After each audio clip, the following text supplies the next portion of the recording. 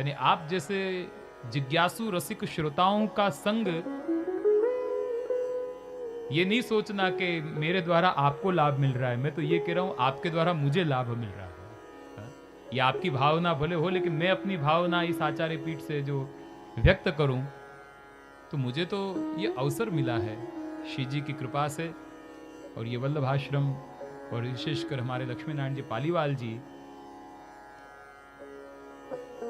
कि इन्होंने मुझे याद किया, श्रीनाथ जी ने ही कुछ प्रेरणा करी और मुझे ये अवसर प्रदान किया कि आप जैसे कुशल श्रोता हो, क्योंकि जो भी जितने जीवों से मैं उनके भाव, उनके शब्द और सहज प्रीति को देखकर बड़ा ही मेरा मन करे मैं कितना भाग्यशाली हूं कि ये श्रीनाथ जी में ऐसे वैष्णव यहाँ पे सुनने के लिए यहाँ पे आए हुए हैं। कुछ हैदराबाद से आए हैं, कहीं पुणे से आए हुए हैं, इंदौर से हैं, कुछ उज्जैन से हैं, सूरत के भी वैष्णव कुछ मुझे मिले, और भी अलग अलग जगह से, आसपास से। और बड़े भाव से जैसे अब आपको पुणे पधारना है, आपको हैदराबाद आना है, आपको यहाँ आना है, मैंने कि आऊँगा, तुम बुलाओगे तो मैं आऊँगा। ओके, आपको पधारना है, अब आपको हैदराबाद आना ही है, आना है। इतना भाव विभोर होकर वो भाव प्रकट करते हैं कि हम निशब्द हो जाते हैं कि कैसे उनके भाव को स्वीकार करें। लेकिन एक बात अवश्य है, श्री जी की कृपा से ही अपन सब यहाँ पे मिले हैं और श्री जी की कृपा से ही आगे भी अपन मिलते रहेंगे। ये मेरे श्रीनाथ जी के चरणों में विनती है।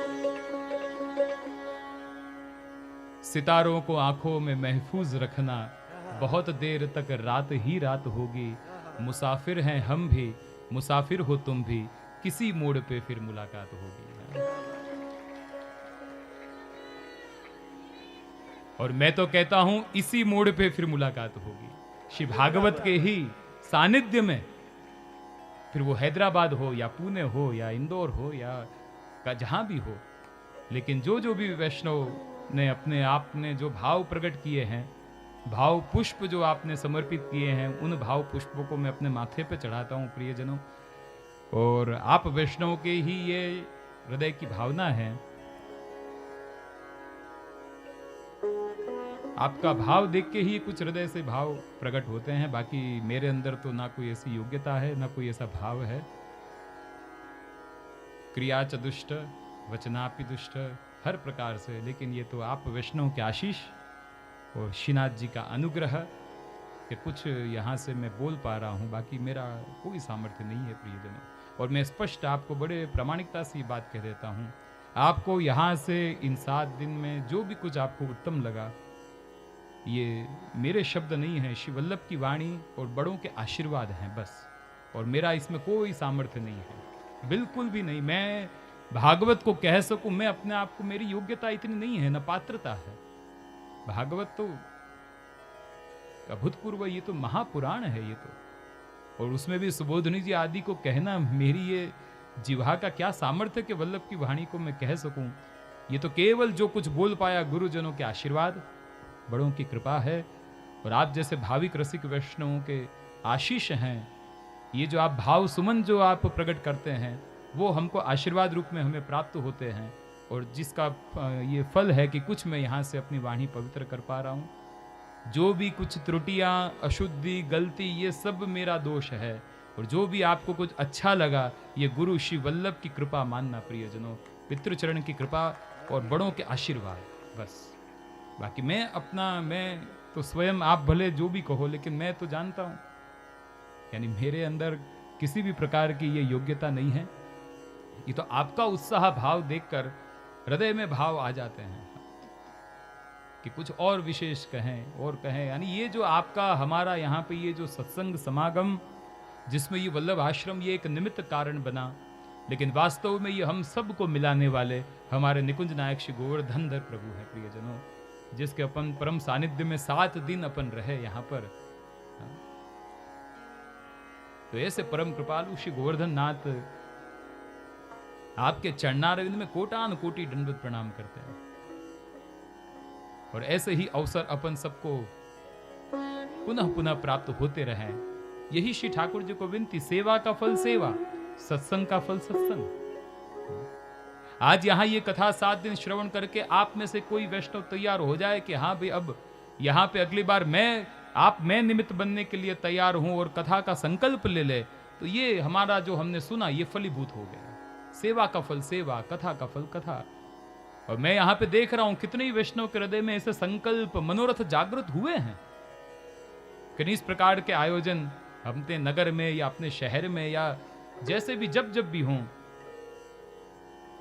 लेकिन याद रहे प्रियजनों, आज हम सब भी ये जो मिले हैं, ये जो आनंद ले रहे हैं, जो मुख्य इसमें सूत्रधार श्री वल्लभ आश्रम और वल्लभ आश्रम पालीवाल आदि जो उनके परिवार हैं, स्वजन हैं, एक बार उनके लिए जरूर तालियों से अभिवादन कि आपकी ये संस्था के माध्यम से एक इतना सुंदर आयोजन।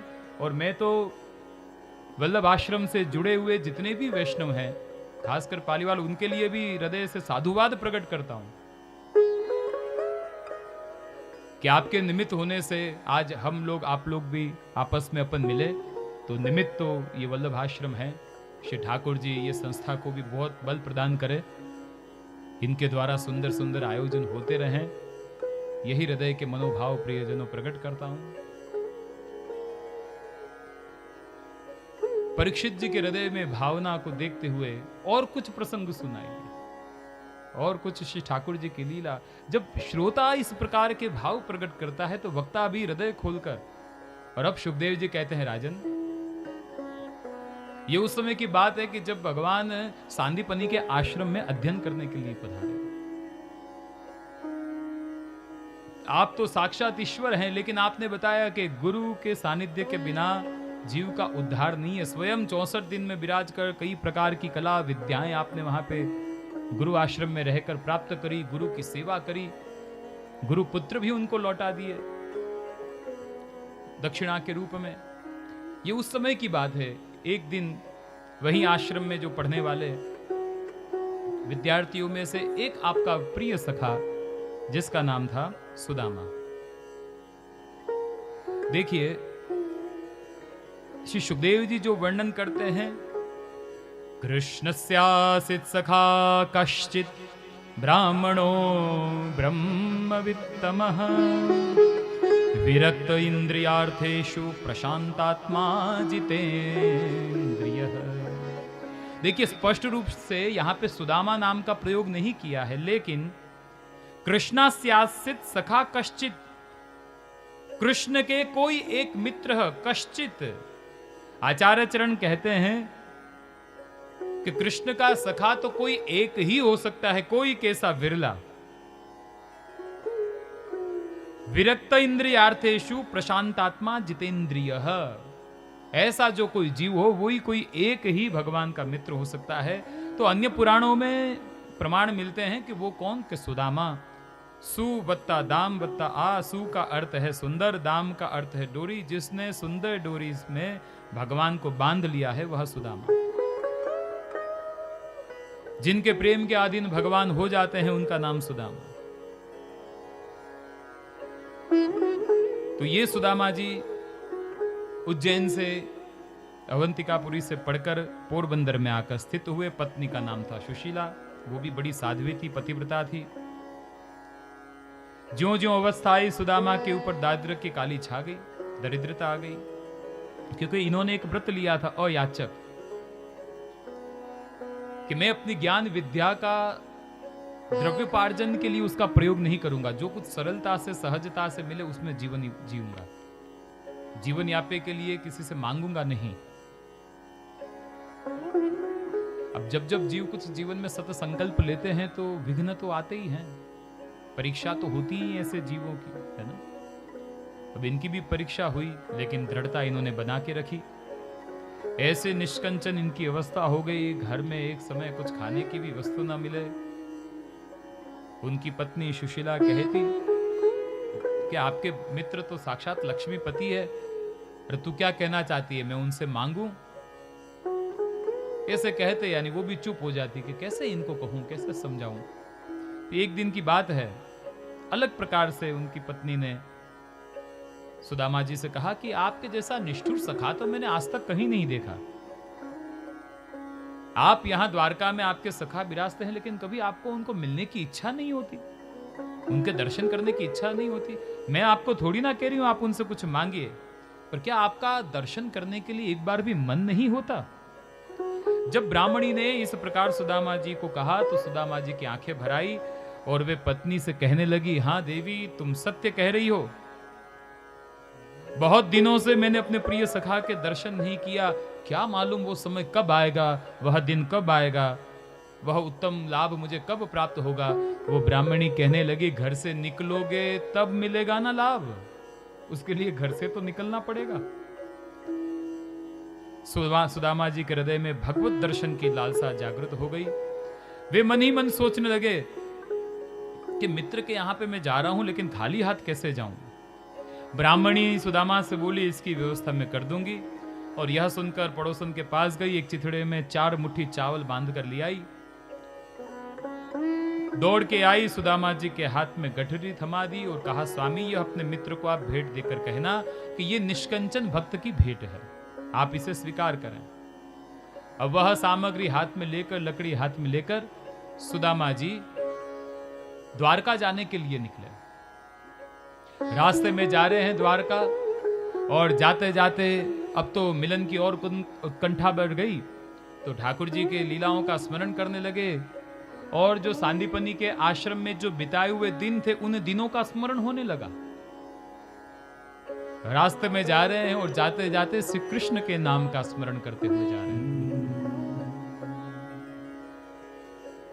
गाते जाते मन में हरे कृष्ण रामा, गाते जाते मन में हरे कृष्ण रामा, चले श्याम सुंदर से मिलने सुदामा, चले श्याम सुंदर से मिलने सुदामा, चले श्याम सुंदर से मिलने सुदामा, चले श्याम सुंदर से मिलने सुदामा, गाते जाते मन में हरे कृष्ण रामा, गाते जाते मन में हरे कृष्ण नामा, गाते जाते मन में हरे कृष्ण रामा, जाते मन में हरे कृष्ण नामा, चले श्याम सुंदर से मिलने सुदामा, चले श्याम सुंदर से मिलने सुदामा। श्री कृष्ण गोविंद हरे मुरारे, श्री कृष्ण गोविंद हरे मुरारी, श्री कृष्ण गोविंद हरे मुरारे, श्री कृष्ण गोविंद हरे मुरारी, हे नाथ नारायण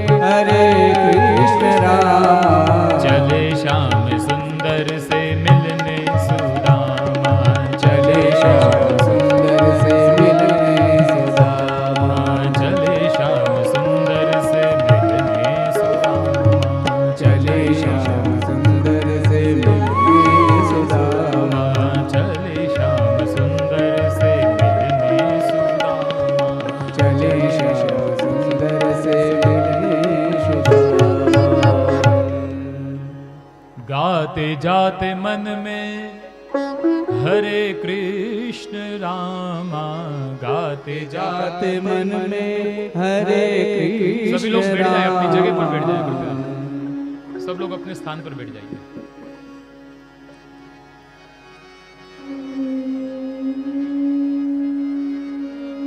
चले श्याम सुंदर से मिलने सुदाम, चले श्याम सुंदर से मिलने सुदामा। सुदामा जी रास्ते में भगवत लीला का अनुसंधान करते हुए चलते जा रहे हैं। श्री ठाकुर जी उनके मन की बात जाने, और प्रभु का तो ये संकल्प ही है, जो आवत पग एक तुहूं आवत पग 60। जहां रास्ते में विश्राम करने के लिए सुदामा जी विराजे, तो लीला में आपने ऐसा किया, सीधा उनको द्वारकापुरी पहुंचा दिया। और पूछते पूछते वह राजमहल के द्वार पर पधारे। द्वारपालों को अपना द्वारपाल को परिचय दिया। द्वारपाल प्रभु की आज्ञा लेने के लिए भीतर गए और कहने लगे, भक्त नरोत्तम दास जी ने इस लीला का बड़ा सुंदर वर्णन किया है। शीस पगा न जगा तन प्रभु, जाने को आए बसे के ही धाम। धोती फटी सी लटी दुपटी, अरु पाय उपान के नहीं सा। द्वार खड़े द्विज दुर्बल देखी, रह्यो चकी सो वसुधा अभिराम। पूछत दीन दयाल को धाम, बतावत अपनो नाम सुदामा। बतावत अपनो नाम सुदामा। जब द्वारपाल अंदर जाकर द्वारकाधीश को कहते हैं, न शीस पगा न जगा तन प्रभु, जाने को आए बसई कहां से आया हुआ है, धोती फटी सी, ब्राह्मण है, दुबला सा शरीर है, न पाग है, आपके बारे में पूछ रहा है। और उसने अपना नाम बताया सुदामा। जहां परिचय दिया सुदामा, तो सु के उच्चारण के साथ भगवान खड़े हो गए। जब दा कहा तो भगवान बड़े ध्यान से सुन रहे हैं, और जैसे ही मां का उच्चारण किया तो अपने दोनों हाथों को ऊपर करते हुए सुदामा की ओर दौड़े। अरे मेरा सखा आ गया, सखा आ गया, और सुदामा को आलिंगन प्रदान कर दिया। बड़े प्रेम भाव से सुदामा जी को अपने भवन में पधरा के लाए। जिस सिंहासन पर भगवान विराजे हुए थे, उस सिंहासन पर सुदामा जी को आग्रह किया कि आप विराजें, और आप उन नीचे विराज कर उनके चरणों को पखारने लगे। जहां इस स्थिति के दर्शन भक्तों ने किए, वह लीला का वर्णन गान करते हुए भक्त कहते हैं, ऐसे विहार विवाइन सो, पग कंटक जाल गड़े पुनि जोए। उनके चरणों को अपने गोदी में रखकर देखने लगे। जो कंकर लगे हुए थे, पत्थर लगे हुए थे, कांटे लगे हुए थे, उनको निकालने लगे, अपने वस्त्र से पोंछने लगे। हाय महादुख पाए सखा तुम, आए इते न किते दिन खोए। देखी सुदामा की दीन दशा, करुणा करके करुणा निधि रोए। पानी परात को हाथ छुयो नहीं, पानी परात को हाथ छुयो नहीं। नैनन के जल सो पग धोए, नैनन के जल सो पग धोए। जहां इस प्रकार की स्थिति रानियों ने देखी कि ये बड़ा व्यक्ति विशेष आए कि भगवान के गोद में इनके चरणारविंद, रानियां सोचने लगी कि किमनेन कृतम पुण्यम अवधूतेन भिक्षुणा श्रिया हीनेन लोकेस्मिन गर्हतेना धमेन च, कि जहां सबके चरणारविंद भगवान के चरणारविंद सब जीव अपने सिर पर पधराना चाहते हैं, आज इस ब्राह्मण के चरणारविंद भगवान की गोद में विराजे हुए हैं। ये बड़े ही व्यक्ति विशेष हैं। पानी परात चरणारविंद का प्रक्षालन करने के लिए लेकर आई, लेकिन कविगण कहते हैं कि सुदामा जी को देखकर इतने भाव प्रेमाश्रु भगवान की आंखों से निकले कि वह पानी परात को हाथ छुयो नहीं, नैनन के जल सो पग धोए। वह चरण आंखों से जो अश्रु बिंदु द्रवीभूत हुए उससे चरण पखारे और आपने उन चरणों को पहुंचा। बड़े प्रेम भाव से आप उनको भीतर पधरा गए। सभी रानियां बड़ी सेवा में लग गई कि अरे लग रहा है इस बार बड़े ही व्यक्ति विशेष आए हैं। ये रानियां ये न केन प्रकारेण ऐसे ऐसे कार्य करते रहते हैं कि जिससे भगवान की प्रसन्नता उन्हें प्राप्त हो, उनके प्रेम के बंधन में बंध जाए, यानी रोज कुछ ना कुछ प्रयास करती हैं। आज इनके मन में ये भाव आ गया कि ये बड़ा व्यक्ति विशेष है, जो इसको हमने प्रसन्न कर दिया तो ये भी हमारे पे रीझ जाएंगे। यानी सभी रानियां सेवा में, अलग अलग प्रकार की सामग्रियां बनाने में ऐसी प्रवृत्त हुई। सुंदर सुंदर सामग्री सजाई गई, दोनों भोजन में विराजे और जहां भोजन कर रहे थे, भोजन करते समय अब प्रभु कहने लगे, सुदामा याद आ रहा है कि अपने गुरु के आश्रम में पढ़ते थे, वो कितने दिन सुंदर। अरे हाँ कृष्ण, वो दिन को मैं कैसे भूल सकता हूं। एक दिन ऐसा नहीं जाता कि उन पलों को मैंने याद न किया हो। तो भगवान कहते हैं, अच्छा तो वो दिन तुम्हें याद आया जिस दिन गुरु माता ने हमको वन में भेजा था और वहां पे हम गए वन में और वर्षा आ गई, हम वन में फंस गए और उस समय हाँ सुदामा जी ने वहीं पे रोक दिया। हाँ मुझे सब याद है। सोचने लगे कि उस समय जो अकेले अकेले जो सामग्री खाली, और ये बात जो रानियों के आगे कहेंगे तो ये सब रानी भाभियां क्या सोचेंगी कि ये कैसा इनका मित्र है, अकेला अकेला खाने वाला। मन में ये ताप हुआ कि वो जो मैंने असमर्पित का सेवन किया उसके चलते ही ये दरिद्र अवस्था मेरे अंदर आई है। प्रभु एक एक पल का मुझे स्मरण है, सब मुझे याद है। बड़े प्रेम भाव से भोजन किए प्रियजनों, फिर वहां पे सुदामा जी को पढ़ाया। आप उनकी चरण सेवा कर रहे हैं। पूरी रात निकल गई बातें करते करते। दूसरे दिन सुबह उठे, स्नान इत्यादि से निवृत्त हुए, भगवान ने अपना पीताम्बर दिया, वो धराया। संध्या आदि से सब निवृत्त होकर और फिर भोजन आदि करके सुदामा जी कहते हैं, कन्हैया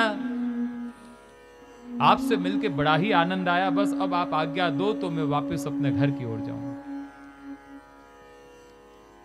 कृष्ण कहने लगे, हाँ हाँ सुदामा, आपने उसको आग्रह नहीं किया ज्यादा रोकने का, क्योंकि जानते थे कि उनकी पत्नी भी वहां पे इनकी प्रतीक्षा में है, भूखी है। कि हाँ हाँ ठीक है जरूर से वापस जल्दी जल्दी आना। जहां सुदामा जी जाने लग गए तो पुनः भगवान ने उनको रोका और कहने लगे, अरे सुदामा ये जाते समय ये पीताम्बर तो मुझे दे दे, ये पीताम्बर तो मेरा है। भगवान ने जताया नहीं कि क्या उनको देना है, जताने का काम तो हम सबका है। पीताम्बर वापस लिया, अपनी पुरानी धोती पहनी, लकड़ी हाथ में है और वो जो चावल की मुट्ठी लेकर आए थे वो भी हाथ में। अब भगवान पूछने लगे, अभी तक तो प्रतीक्षा कर रहे थे कि सामने से ये सामग्री दे रहा है कि नहीं, आप तो अंतर्यामी हैं, सब जानते हैं, लेकिन प्रतीक्षा कर रहे थे, लेकिन जान गए कि ये संकोचित भाव से कहेगा नहीं, तो सामने से आपने पूछा, अरे ये क्या लेकर आया है? अवश्य ही भाभी ने मेरे लिए कुछ सामग्री भेजी होगी। हाँ हाँ ये आपके लिए भेजी है, लेकिन अरे लेकिन क्या, ला। उसके हाथ में से वह पोटली ली, गांठ खोली और वो एक मुट्ठी चावल आपने अपने मुखारविंद पर पधराया और पधराते ही इतने आनंदित हो गए भगवान, कहने लगे, अरे सुदामा इतनी सुंदर सामग्री तू ऐसे ही समर्पित किए बिना ले जा रहा था? तू नहीं जानता कि ये एक मुट्ठी में कितना मुझे आनंद आया। आज तक इससे पहले मुझे कभी आनंद नहीं आया सामग्री में। रुक्मणी आदि ये वचन सुनकर बड़ी आश्चर्यचकित हो गई, भगवान से पूछने लगी, प्रभु आज तक आपको पहले सामग्री में कभी आनंद नहीं आया? हम इतनी रोज नाना प्रकार की सामग्रियां सिद्ध करती हैं। नहीं एक बार पहले भी आनंद आया था, रुक्मणी बड़ी प्रसन्न हुई। अच्छा, उस दिन जब मैं पहली बार आई थी और आपके लिए सामग्री सिद्ध की, अरे उस दिन नहीं, इसके पहले तो जब वो शबरी ने मुझे झूठे फल आरोप आए थे, उसमें मुझे आनंद आया, उसके बाद आज मुझे आनंद आया। रानियों को बड़ा आश्चर्य कि प्रभु इतनी सामग्रियां रोज सिद्ध होती है, आपको कभी आनंद नहीं आया, हम आपको कभी प्रसन्न नहीं कर पाई। नहीं नहीं, एक बार और आनंद आया था। रुक्मणी जी बड़े उत्साहित हो के, कब? कि जब सुलभा जी के घर में गया और वहां पे उन्होंने प्रेम से जो मुझे छिलके धराए, उसके बाद आज मुझे आनंद आया है, इसके पहले कभी आनंद नहीं आया। झूठे फल शबरी के चाखे, बहुविध प्रेम लगाई, सबसे ऊंची प्रेम सगाई। जहां दूसरी मुट्ठी आरोगने गए तो अब तो रुक्मणी ने हाथ पकड़ लिया, लेकिन प्रभु को यह बात योग्य नहीं लगी कि आपको मेरा हाथ नहीं रोकना चाहिए। वह एक मुट्ठी सामग्री में भगवान ने समस्त ऐश्वर्य आदि सुदामा जी को प्रदान कर दिए और पुनः सुदामा जी को आलिंगन देते हुए, और अब सुदामा जी वापिस अपने घर की ओर प्रस्थान कर रहे हैं। घर की ओर जहां प्रस्थान कर रहे हैं, मन में बड़ा प्रसन्नता, आनंद, प्रेम आश्रु भी बह रहे हैं कि प्रभु ने मुझ पर कितनी कृपा करी। न मैंने उनसे कुछ मांगा, न उन्होंने मुझे कुछ दिया। अच्छा हुआ मुझे उन्होंने कुछ दिया नहीं। कहीं मुझे कुछ दे देते तो उस मोह में, आसक्त में, उस अभिमान में मैं आ जाता, लेकिन कितना प्रेम मुझे प्रदान किया। यह चिंतन करते करते ये सुदामा जी अपने घर की ओर पहुंचे। जहां अपने नगर गांव में अपने प्रवेश किया तो जिस जगह उनका घर था, वह झोपड़ी हटकर एक बड़ा सा महल वहां पर था। वो महल देखकर इनको बड़ा आश्चर्य हुआ। वहां पे जो पहरेदार थे उनको पूछा कि भैया ये किसका महल है? तो कि ये हमारे महाराज का महल है। सुनाबा जी मन में सोचे कि अरे ये रातों रात यहाँ पे कोई राजा आके मेरी झोपड़ी हटा दी, खुद का महल बना दिया। कौन तुम्हारे राजा? तो कहने लगे हमारे राजा का नाम है सुदामा। अरे मेरे नाम का ही व्यक्ति राजा यहाँ पे मेरा घर हटा के खुद का महल बना दिया। बड़े सहज भोले थे ये सुदामा जी। मेरे नाम का ही कोई राजा आके महल खड़ा कर दिया। जहां आगे बढ़े तो वहीं महल में से उनकी पत्नी, उनके पुत्र दौड़ते हुए आए। उनकी पत्नी सुशीला जी कहने लगी, अरे देखो आप द्वारकाधीश के दर्शन करके आए और उनकी कृपा से इतना अगाध ऐश्वर्य संपत्ति उन्होंने ये हमको प्रदान किया है। यह प्रभु की बात, यह लीला को देखकर सुदामा जी की आंखों से प्रेम धारा बह गई कि प्रभु आपने इतना सब दिया, लेकिन एक कितना कुछ जताया भी नहीं। भगवान हमको कितना देते हैं, कभी जताते नहीं हैं, फिर भी छुपे हुए हैं। हम तो थोड़ा सा करें तो उसमें जताने की आदत है, ये मैंने किया, ये मैंने किया, ये मैंने किया। मत कर तू अभिमान प्यारे, मत कर तू अभिमान, झूठी तेरी शान प्यारे, झूठी तेरी शान। मैना ने मैना कहा मोल भयो 10-20, बकरे ने मैं कहा जाय कटाया शीश। फक्र बकरे को हुआ मेरे सिवा कोई नहीं, इस जहां में मैं ही मैं हूं, दूसरा कोई नहीं। ले गया कस्साब कोई धुनकी बनाने के लिए, जख सोहे की पड़ी तब लगा चिल्लाने, मैं के बदले तू ही तू है ये सदा आने लगी। मत कर तू अभिमान प्यारे, मत कर तू अभिमान। मैं ना कहा तो मोल भयो 10-20, लेकिन बकरे ने मैं तो क्या हुआ? जाए कटाया शीश। कोई कसाई ले जाता है। ले गया कसाब कोई धुनकी बनाने के लिए। બોલો રૂઈ કાપવાનું ઓલું હોય ને સાધન ને એના જે દોરડું હોય ને નીચેનું, એને આ બકરાના આંતરડાથી બનાવવામાં આવે છે। અને એ જ્યારે રૂઈ કાપવાનું જે મશીન સાધન હોય ને, એમાં તુઈ તુઈ તુઈ અવાજ આવે। એટલે જખ સોહે की पड़ी लगी तब लगा तू चिल्लाने, मैं के बदले तू ही तू है। वो मैं चला गया। एक बार कोई बड़ा कोई नगर सेठ अपने गुरुदेव को साथ में लेकर वृंदावन में घूम रहे थे और फिर कहने लगा, देखिए गुरुदेव ये प्याऊ ये मैंने किया, ये गौशाला ये मैंने किया, ये धर्मशाला ये मैंने किया, ये मैंने किया, ये मैंने किया। गुरु के कान पक गए। कहा खत्म हुआ तेरा? हाँ हाँ हाँ, अभी दूसरी जगह और है, वो वहां चलेंगे तब। गुरुदेव कहते हैं, ये तू बोल रहा है मैंने किया मैंने किया मैंने किया, इसमें से ने किया हटा दे तो क्या बचा? तो कि मैं। तो कहिए मैं तो बकरा करता है, तू क्या कर रहा है? मैं ये मैं ये बकरा करता है, मैं करूं यही अभिमान। यानी ये जताने की आदत ये हम सबकी, लेकिन भगवान कितना कुछ हमको दे रहे हैं, लेकिन फिर भी वो जताते नहीं है। सुदामा जी पर ये जो ठाकुर जी की कृपा, साधारण दृष्टि से कोई ऐसा कह सकते हैं कि अगाध ऐश्वर्य आदि प्रदान किया, लेकिन वास्तविक कृपा ये थी कि इतना सब कुछ होते हुए भी उसमें अनासक्त होकर, सावधान होकर सुदामा जी ने जीवन यापन किया। द्रव्य, पैसा, सामर्थ्य उसमें आपत्ति नहीं है, लेकिन उसमें आसक्ति हो जाना, आपत्ति वहां पे है। बाकी धन, संपत्ति, पदार्थ, इसमें कोई बुराई नहीं है, होना चाहिए अधिक से अधिक। और हम तो चाहेंगे आपका अधिक से अधिक आपकी धन, संपत्ति, ऐश्वर्य बढ़े। सोने का महल आप लोगों का तैयार हो, हम तो ये चाहते हैं।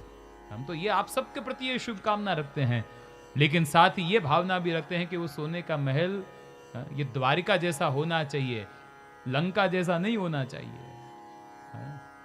द्वारका में भी कोई एक ब्राह्मण भी आ गया तो उसके लिए आदर है, सम्मान है, लेकिन लंका वो अभिमान का प्रतीक है, रावण, उसकी भी सोने की थी। तो महल हमारा लंका जैसा नहीं, द्वारिका जैसा हो, सबके लिए आदर, सबके लिए सम्मान, सबका सत्कार। यह सुंदर सुदामा जी का चरित्र श्रवण कर परीक्षित जी, वह हृदय उनका भाव विवोल हो गया। धन्य है प्रभु की लीलाएं।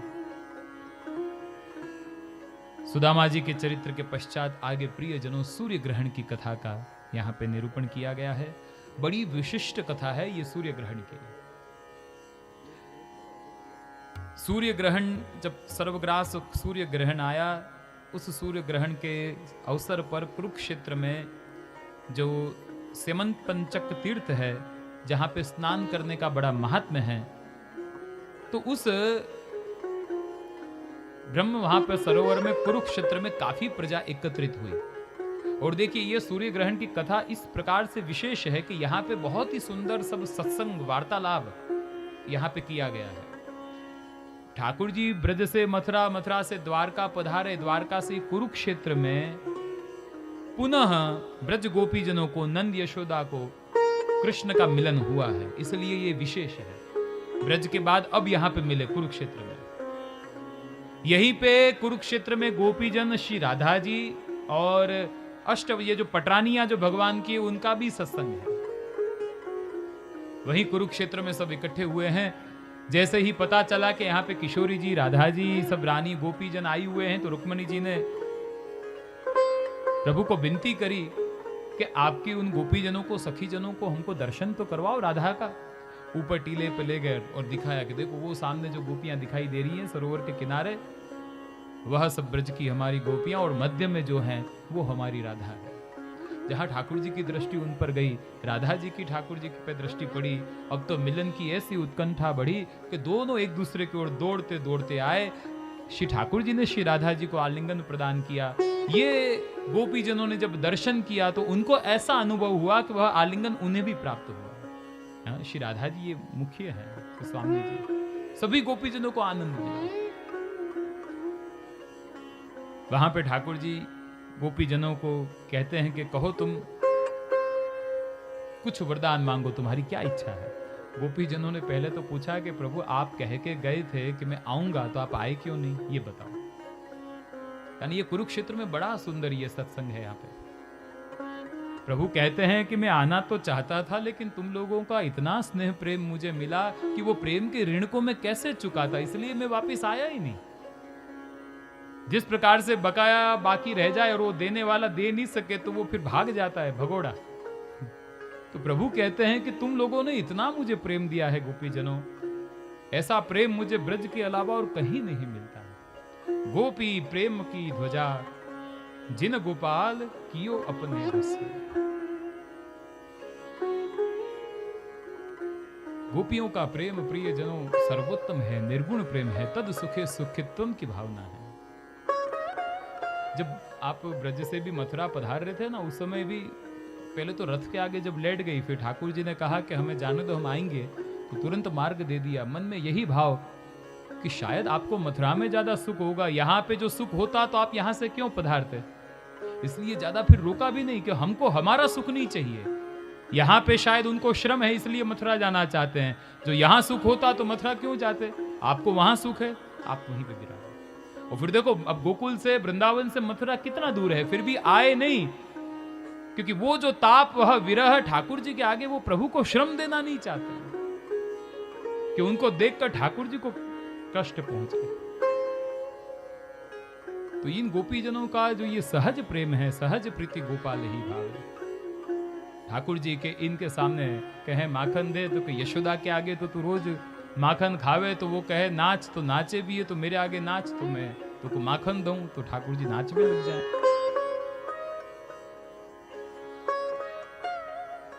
एक बार तो गोपी ने कही कि लाला ये जो गोबर के ये जो कंडा है वो मुझको उठा देगो, तो कि हाँ मैं उठा के दूंगो तुको। कि वाके बदले में तू मुझको का देगी, तो कि तुको का चाहिए, तो कि मुझको तो माखन चाहिए, तेरो माखन मुझको बड़ो प्रिय है। कि ठीक है मैं तुको माखन दूंगी। अब वो बहुत से कंडाएं सूखे हुए, तो छाप में प्रभु भरते गए, तो कहवे लगे अरे अरे रुक जा, यहाँ तो इतने सारे कंडा रखे हुए हैं, अब मैं इतने सारे भरवाऊं तेरी मदद करूं तो तू मुझको कितनो माखन देगी। कि एक कंडा के बदले में एक लौंदा दूंगी। कि हाँ ये भी ठीक है। वापिस भरवे लग गए। फिर बात है अरे रुक जा रुक जा रुक जा, यहाँ इतने सारे ये कंडा हैं, छाप में भर रहा हूं, ये गिनती कौन करेगा, हिसाब कैसे होगा। मैं भी अंगूठा छाप, तू भी अंगूठा छाप, ये गिनती कैसे होगी, कितने कंडा कितने लौंदा देगी तू मोको माखन को। अरे लाला नेक तुको विश्वास नहीं है, चल ऐसो करूं, जितने कंडा तू उठाएगा ना, इतनो ये जो गोबर है, गोबर को मैं तुको टिकी लगा दूंगी, तिलक कर दूंगी। तो जितने कंडा उठाए इतने तिलक कर दूंगी, फिर लास्ट में अंत में अपन गिन लेंगे और तेरो हिसाब चुप। तो हाँ ये ठीक है। और अब वो एक कंडा रखो, फिर यहाँ पे गोबर को तिलक कियो, फिर यहाँ कियो, यहाँ कियो, यहाँ पूरा मुंह गोबर से। वो मन में हंसती जाए, ये देखो मैंने आपको बनाई, लेकिन ठाकुर जी के आनंद ले। प्रभु तो चतुर शिरोमणि है, चतुर चिंतामणि। वो तो भक्तों के भावों को पूरा कर रहे हैं। जैसो भाव आपको, जैसो भाव ठाकुर जी के प्रति आप रखोगे, ठाकुर जी अवश्य आपके वो भाव को पूरा करेंगे प्रियजनों, ये याद रखिए आप। इसलिए ठाकुर जी की राजस लीला है, इसलिए सात्विक लीला है, इसलिए तामस लीला है। जो भाव से आप ठाकुर जी को भजोगे, आपके वो भाव अवश्य पूरा करेगा। फिर आपको ठाकुर जी में सख्य भाव हो, माधुर्य भाव हो, दास भाव हो, या जो भी भाव हो, याद करो वो प्रसंग वार्ता साहित्य को। एक बार एक गांव में यात्रा को संग गए वैष्णव के साथ ठाकुर जी। गांव में पूछी कि भाई यहाँ पे कोई के घर में ठाकुर जी विराज रहे हैं, तो मैं भी अपने ठाकुर जी की सेवा पहुंच आऊं। तो क्या हाँ एक है वैष्णव, कोई से मिले जुले नहीं है, ठाकुर जी विराज रहे हैं, प्रेम से सेवा करे, पता बता दियो। तो ये वाह वैष्णव संघ वालों वैष्णव, वाह वैष्णव के घर में गए। दरवाजा खटखटाया, हाथ में जापी जी। वो वैष्णव ने अंदर से देखे तो आपको स्वागतागर के अंदर बुलाया कि भाई यात्रा में आयो तो संघ में, और यहाँ पे सेवा आपके यहाँ विराज रही है, तो आप आज्ञा दो तो मैं भी अपरस में आपके साथ में ठाकुर जी की सेवा पहुंच लूं। अरे आओ आओ वैष्णव, बड़े प्रसन्न हो गए। लाओ लाओ झांपी जी दो, मैं अंदर ठाकुर जी को मंगला धराऊं, इतनी देर में तुम अपरस करके आ जाओ। हाँ ये बात ठीक है। वहां को अपरस में भेजो, यानी झांपी जी खोली। अब झांपी जी खोली तो वहां में रिंगण लीला को स्वरूप निकलो, लड्डू गोपाल। और या के माथे जो ठाकुर जी विराजते थे वो मदन मोहन जी ठाड़े स्वरूप थे। और जब श्री गुसाई जी ने या वैष्णव को ठाकुर जी पधराए थे, तो या ने पूछी थी कि जयराज ठाकुर ऐसो ही होवे, तो आपने कही थी हाँ ठाकुर यही है, और दूसरों कोई ठाकुर जी नहीं है, तो कहनी और दूसरों कोई ठाकुर नहीं होवे। तो यानी वो एक ही स्वरूप में आसक्ति या की रही, भाई कोई दूसरो स्वरूप देखे नहीं। अब यहाँ पे ये घुटमन वाले स्वरूप देख लिए, तो मन में सोचने लग गए कि अरे ये क्या बात है, ये किसे टेढ़े मेढ़े ठाकुर। अरे रे या वैष्णव के माथे ठाकुर जी पधरा दिए गुसाई जी ने, परंतु ये ठंड को समय है, देखो कछु शीतोपचार तो क्यों नहीं, हाथ पांव सब सिकुड़ गए इनके। अब घुटमन चलने वाले का तो कैसा स्वरूप होता है, तो ठंड में हाथ पांव सिकुड़ गए। अब उबटनो लेके आई, तेल लेकर आई, ठाकुर जी को मालिश करवे लगी। मालिश करती जाए, मन में ताप होतो जाए।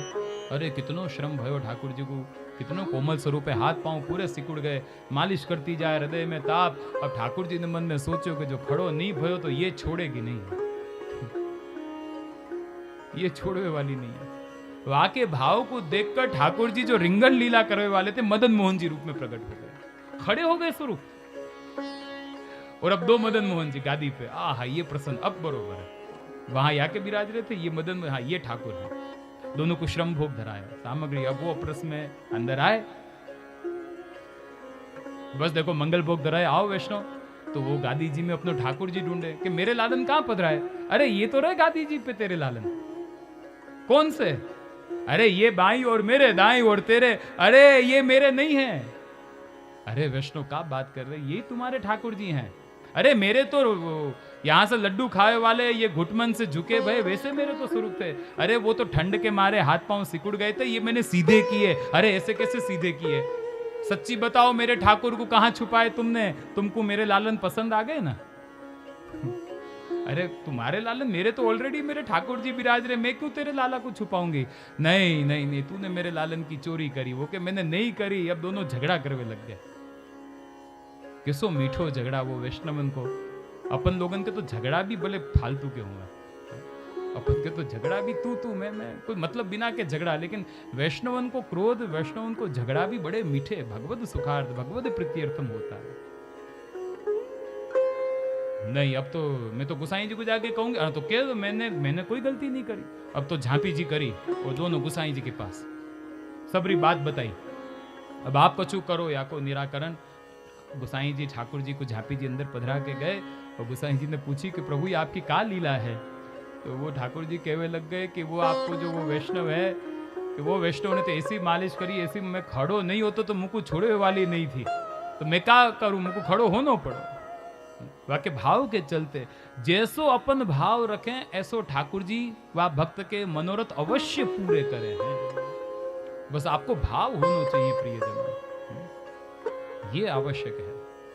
और हम पुष्टि मार्गीय वैष्णव को तो गोपी जनों के भाव से ठाकुर जी की सेवा करनी है। सेवा करनी हो तो गोपी बनना पड़े। वह भाव, कोमलता, सरसता वो अपने व्यवहार में, अपने विचार में, अपने आचार में, वह सहज भाव, सहज प्रीति गोपाल ही भाव है।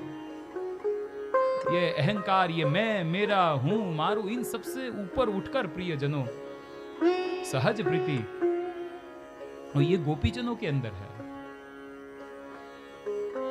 गोपीजन कहें कि तुमसे तो बात पे कोई नहीं जीत सके।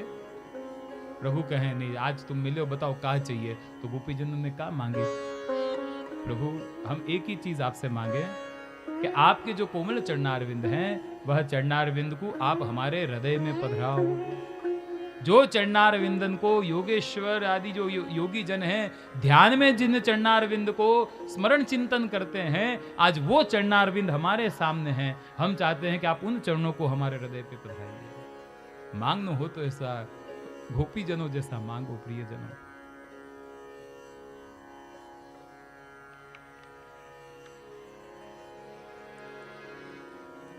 इसलिए आचार्य चरण ने गोपी जनों को अपना गुरु माना है कि गोपीजन हमारी गुरु हैं, कि जिन गोपाल की वो अपने बस।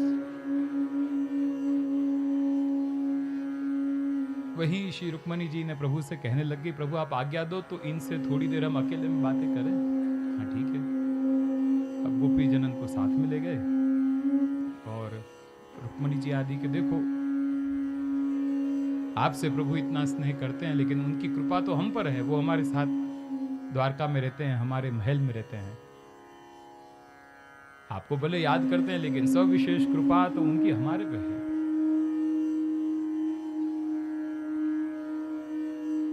तब श्री राधा जी कहवे लग गई, ये तो ठाकुर जी का स्वरूप, उनकी लीला ही ऐसी है कि सबको ऐसा ही लगता है कि हम पर विशेष कृपा है। ये तो आपका उनका ऐसा स्वभाव है। आपको ऐसा लगता है कि वो आपके साथ महल में रहते हैं। ये देखो, ऐसी श्री राधा जी ने कृपा करी उन रुक्मणी, उन पटरानियों पर। ऐसी उनकी अलौकिक दृष्टि भई कि गोपी जनों के रोम रोम में, यहां तक कि गोपियों ने जो साड़ी पहनी है, साड़ी के तार तार में श्री कृष्ण के दर्शन हो गए। और वो हाथ जोड़कर कि हमारे तो महल में भगवान हमारे साथ में रहते हैं, लेकिन आपका तो रोम रोम ठाकुर जी के विराजने की निकुंज है। धन्य है ये गोपीजन।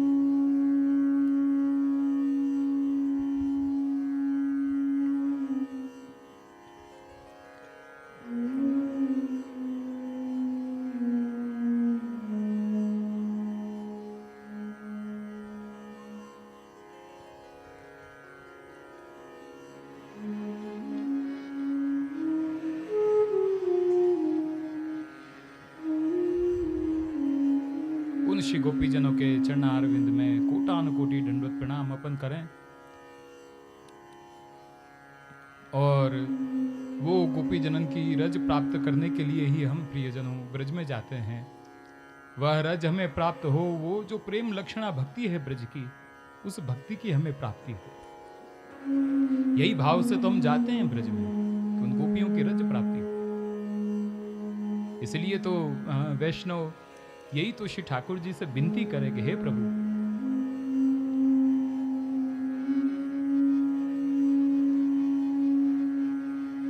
ऐसी कृपा करो महाराज, सदा मैं ब्रज में करूं निवास। ऐसी कृपा करो सदा मैं ब्रज में करूं निवास। ऐसी कृपा करो महाराज, सदा मैं ब्रज में करूं निवास। ऐसी कृपा करो महाराज, सदा मैं ब्रज में करूं निवास।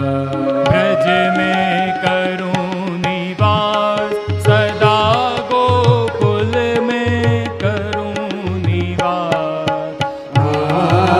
ब्रज में करूं निवास, सदा गोकुल में करूं निवास। ऐसी कृपा करो महाराज, सदा मैं ब्रज में करूं निवास।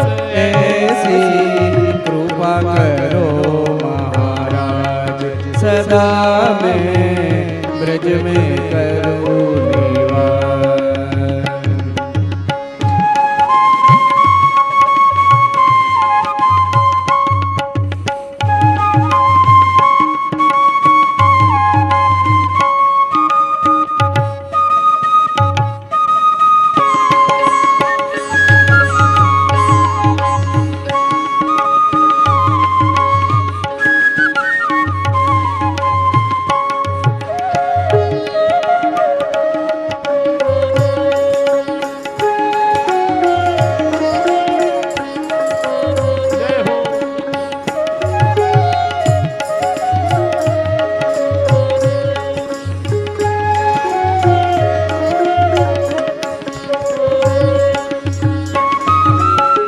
ब्रजवासिन के घर घर जाऊं, ब्रजवासिन के घर घर जाऊं।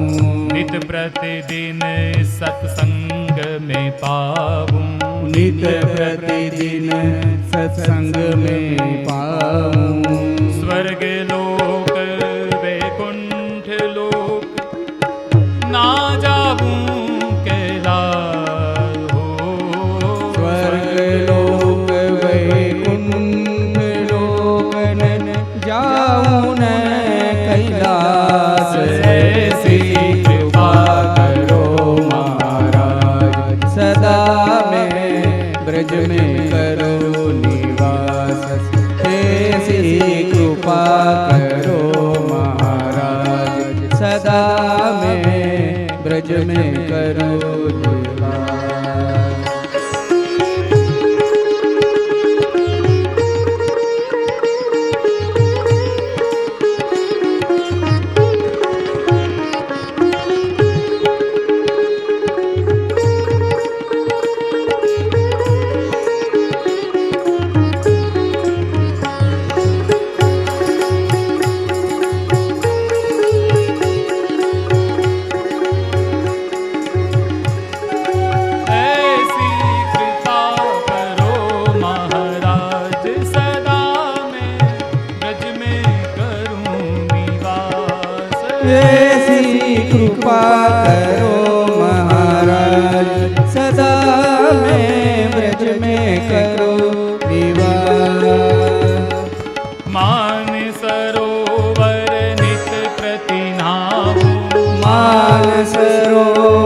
नित प्रतिनामूं। नंदलाल के दर्शन पाऊं, नंदलाल के दर्शन पाऊं। भेट ललन में भजन करूंगी, कृष्ण तिहारे साथ।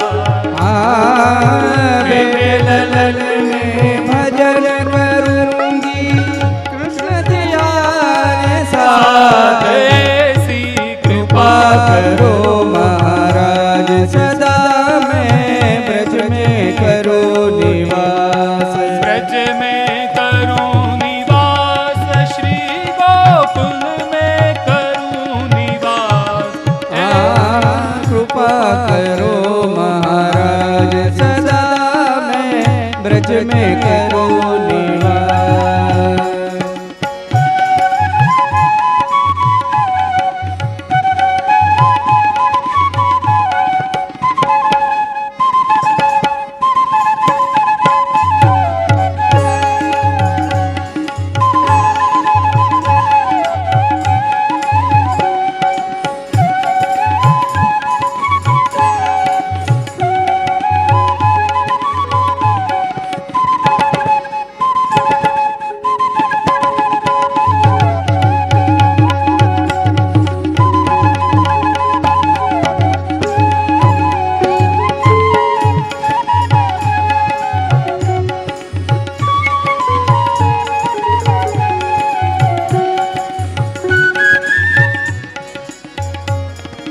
ब्रजवासिन के बालक आवे, ब्रजवासिन के बालक आवे। खेलन में आठों सुर गावे, खेलन में आठों सुर गावे। वृंदावन में गैया चरावे, कृष्ण तिहारे साथ। वृंदावन में गैया चरावे, कृष्ण तिहारे साथ। ऐसी कृपा करो महाराज, सदा मैं ब्रज में करो निवास। विविध बात के भोग धरावे, विविध बात के भोग धरावे। तुलसी पत्र की माला धराऊं, तुलसी पत्र के माला धराऊं। रचो पचो श्रृंगार धराऊं, हरिदासन को दास। रचो पचो श्रृंगार धराऊं, हरिदास के दास। ऐसी कृपा करो महाराज, सदा मैं ब्रज में करूं निवास। ऐसी सब गाइए। कृपा करो महाराज, सदा मैं ब्रज में करो निवास।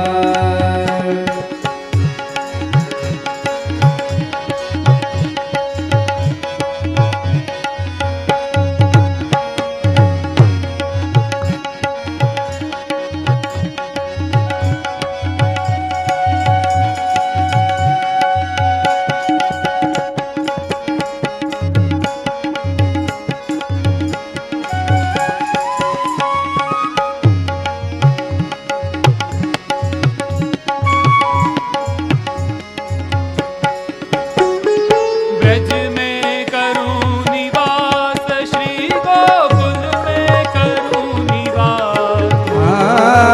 ब्रज में करूं निवास, सदा मैं गोकुल में करूं निवास। ऐसी कृपा करो महाराज, सदा मैं ब्रज में करूं निवास। ऐसी कृपा करो महाराज, सदा मैं ब्रज में करूं निवास। हो प्यारे रसिया बाबा रे रसिया, ओ प्यारे रसिया, प्यारे रसिया। प्यारे रसिया हो बारे रसिया, ओ प्यारे रसिया, प्यारे रसिया। ओ रसिया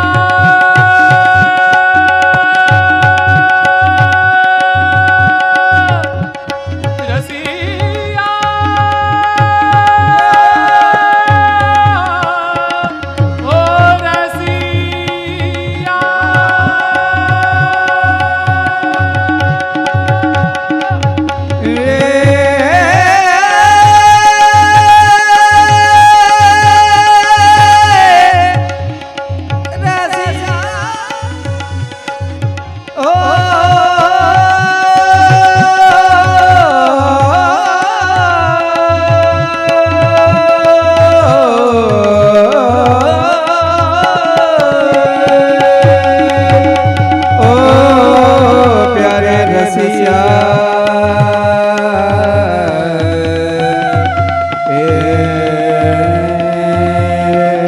रसिया प्यारे रसिया बाबा रे रसिया हो प्यारे रसिया हो प्यारे रसिया प्यारे प्यारे रसिया प्यारे प्यारे रसिया छोटे छोटे रसिया छोटे छोटे रसिया हो प्यारे रसिया हमारे रसिया हो प्यारे रसिया प्यारे रसिया हो ऐसी कृपा करो महाराज सदा में ब्रज में करूं निवास ऐसी कृपा करो महाराज सदा में ब्रज में करो निवास ब्रज में करूं निवास श्री गोकुल में करूं निवास ब्रज में करो निवास सदा गोकुल में करो निवास ऐसी जय हो ऐसी कृपा करो महाराज सदा में ब्रज में करूं निवास ऐसी कृपा करो महाराज सदा में ब्रज में करो निवास सदा में ब्रज में करूं निवास सदा में ब्रज में करो निवास सदा में ब्रज में करो निवास सदा में ब्रज में करो निवास सदा में ब्रज में करो निवास सदा में ब्रज में करूं निवास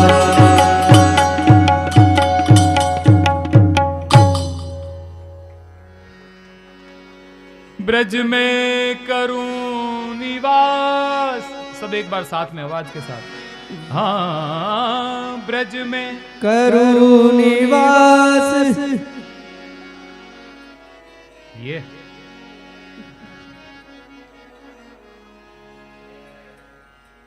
कृपा करो आवाज के साथ।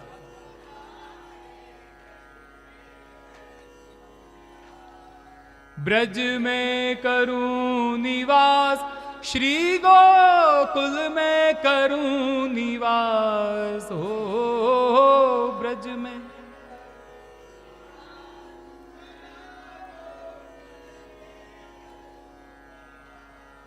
ऐसी कृपा करो महाराज सदा मैं ब्रज में करूं निवास।